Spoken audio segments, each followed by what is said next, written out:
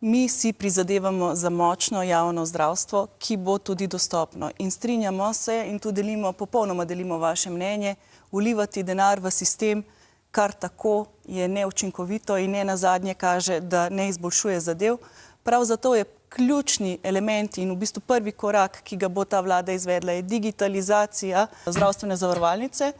Po estonskem primeru, ja, tudi mi se zgledujemo po tujih primerih, kjer bo zelo jasno in zelo transparentno vidno vsem, ne samo vladi, ne samo zavarovalnici, vsem prebivalkam in prebivalcem bo zelo jasno vidno, koliko denarja se zbere, kam ta denar gre, koliko določena storitev stane, koliko je nekdo opravil svojega dela in koliko plačila je za to prejel. In to je ključno, narediti sistem transparenten, ker danes ni transparenten ne za prebivalce, ne za vlado, ne za nikogar.